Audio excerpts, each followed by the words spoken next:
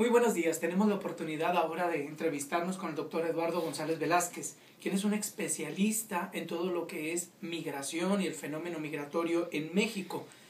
Eduardo nos puede contar cómo está la situación actual del trabajo migrante y también yo creo que pudieras adelantarnos algunas ideas que yo te he escuchado en algunas de nuestras charlas con respecto a una noción que creo que está cobrando cada vez más vigencia, que se llama la ciudadanía a la mitad. Pero antes de entrar a esos detalles, yo quisiera que brevemente, Eduardo, tú nos comentaras por qué razones un trabajador mexicano decide emprender, como vimos en el documental de este tema, de nuestro curso, el documental Los Invisibles, que dirigen Mark Silver y Gael García Bernal. ¿Por qué un trabajador decide emprender esta marcha infernal sobre la bestia y atravesar por una serie de problemas, de barreras, de riesgos, incluso arriesgando la propia vida para cruzar a Estados Unidos y tener el famoso sueño americano? Tú has escrito libros sobre eso. ¿Qué nos lleva o qué lleva a un trabajador a ese escenario? Bueno, lo primero que yo diría es que al principio no hay una decisión migratoria. Es decir, la gente que finalmente se lanza a migrar no lo hace bajo el esquema de decidir entre quedarse e irse, sino que a partir de que no cuentan con el derecho a no migrar, no hay posibilidades de decidir si se van o no. ¿Qué significa eso del derecho a no migrar? Que tengan las condiciones adecuadas para tener una vida digna en el lugar en donde nacieron, en la comunidad en donde haya nacido, que tengan trabajo, salud, educación, seguridad, diversión, cultura, respeto a sus derechos humanos. Eso es lo que le genera a una persona el tener el derecho a no migrar. Cuando la gente tiene el derecho a no migrar, entonces y solo entonces podemos estar hablando de que hay una decisión migratoria. Si no hay un derecho a no migrar, entonces no hay decisión migratoria. Salen expulsados porque la comunidad no tiene nada para ellos. Déjame ver si te entiendo. Es muy interesante y tiene un fondo muy importante. Yo tengo, en uno de los cursos presenciales que doy, 30 estudiantes. ¿Ellos sí tienen derecho a migrar? Cuando en las encuestas se pregunta sobre las condiciones que los llevaron a migrar, sale de manera muy clara si tenían o no el derecho a no migrar. Es decir, puede haber gente que te diga, bueno, yo vivo en Guadalajara, tengo salud, tengo trabajo, mi familia no le va mal, pero yo decido irme a vivir a Londres. En la siguiente parte del trabajo, cuando empieza uno a hurgar por qué se fue a Londres, entonces sale que se va porque al tío lo secuestraron, porque está harto de la corrupción, porque hay mucha impunidad. Entonces hay otras condiciones que no le dieron el derecho a quedarse, y que entonces la tercera etapa es, bueno, si en tu país hubieses tenido, no hubieras tenido corrupción, no hubieses tenido impunidad, no hubieran secuestrado a algún familiar, ¿te hubieras ido a Londres? Y en la gran mayoría de las respuestas es no, me quedo en mi pueblo, chico o grande. Entonces, a veces suponemos que el derecho a no migrar es solamente un asunto económico, no tienen trabajo o lo tienen muy mal pagado, pero no, en realidad es un esquema muchísimo más grande. Hay dos corrientes de teóricos de la migración, y unos dicen que sí hay en algunos momentos la decisión migratoria, y otros, en la cual estoy yo, decimos que no, que la migración, a querer o no es un asunto de decisión, sino un asunto de obligación, porque ya no hay otro camino que tomar. Eduardo, y este derecho a no migrar, obviamente que va acompañado de una serie de condiciones que llevan, como tú bien dijiste, pues la vivencia de una situación vital indigna. ¿Qué posibilidades de trabajo digno tiene una persona que se va con este legado, que se va con este background, digamos, a cuestas, montado arriba de la bestia?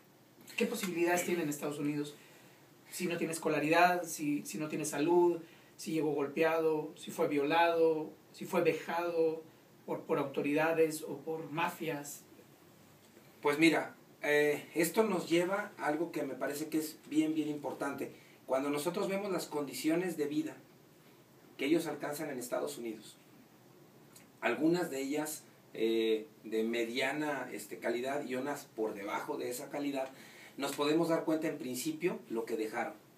O sea, si aceptan lo que aceptan, eso nos puede mostrar, sin ir a las comunidades, las condiciones en las que vivían. Ese es por un lado. Por otro, hay un desarrollo humano y un crecimiento económico casi siempre en el miembro de la familia que migra. Pero en la familia migrante, que la forman los que se quedan y los que se van, como familia no hay un desarrollo humano y hay en muy pocas ocasiones un pequeño crecimiento económico. Es decir, si yo entrevisto a un migrante de Guatemala que vive en Chicago, pues él me ha llegado a decir, pues por lo menos aquí tengo agua caliente, tengo trabajo, no tengo violencia en términos de asaltos y estas cosas. Y uno puede decir, bueno, si vivías en la sierra, en Guatemala, y ahora tienes esto, a ti te está yendo mejor. Pero cuando regresamos a la comunidad y le preguntamos a la señora que se quedó con 5 hijos viviendo en la casa de la suegra, a la cual le mandan las remesas, no se la mandan a la señora, y además en términos de abuso sexual es una figura que el pueblo está buscando a esta señora, entonces nos damos cuenta que el desarrollo humano en la familia migrante, que es toda, la que fue y la que se quedó, pues se vino abajo, ¿sí? Es decir, cuando tienen problemas económicos, pues por lo menos está la familia nuclear junta. Cuando esto ya los catapulta, pues no solamente mantienen el mismo problema económico, porque finalmente las remesas, aunque muchos dicen que esto no es cierto, yo sigo pensando que las remesas, como se gastan y no se invierten, no generan desarrollo humano y menos crecimiento económico. Entonces, cuando esto se presenta, pues nos damos cuenta que en conjunto brincaron, se fueron en la bestia, cruzaron el desierto, arriesgaron su vida, fueron abusados sexualmente, les malpagan, malviven. ¿Para qué? Pues para tener un desarrollo, en el mejor de los casos, casi igual al que tenían antes de emigrar. Entonces quiere decir que algunas categorías o nociones éticas dentro de lo que es el trabajo, que pudiéramos entenderlo como un valor en sí, es decir, como algo que tiene un fin en sí mismo, como algo que mejora la vida, que te conduce a la posibilidad de tener más libertad, no se da en él. Es decir, no hay libertad en este tipo de trabajo, la dignidad está en cuestión, no hay condiciones de igualdad, es decir, no hay valores alrededor de la forma en que se desarrolla el trabajo propios de una ética cívica global. No, y para esto ni siquiera habría que ir como a buscar en las partes más informales del trabajo. Te refiero el ejemplo de un trabajo que se hace de manera legal, pero en el marco de la corrupción. Cuando llegan los enganchadores mexicanos a los pueblos, con el programa de visas huésped, le dicen a los campesinos, bueno, pues yo traigo 100 visas huésped para que tú te vayas a trabajar 4 meses la uva a Napa. Y te van a pagar $7 la hora. Entonces el campesino se engancha, llega a Napa de manera legal, hay todo un trámite migratorio y vive ahí en los campos de cultivo 4 meses. Pero el enganchador le pide a cada campesino $1 de su salario por hora. Entonces estamos hablando que si un enganchador lleva a 100 trabajadores, pues esos 100 trabajadores por cada hora le entregan $100. Y si trabajan 8 horas al día, son $800 que le entregan al enganchador por haberlos llevado durante 4 meses, sin haber hecho nada. Alguien puede decir, pues que no les den o que no vayan. Bueno, si no van, lo que sobra en México es gente sin empleo. Entonces el enganchador le dice, ¿no me quieres dar el dólar?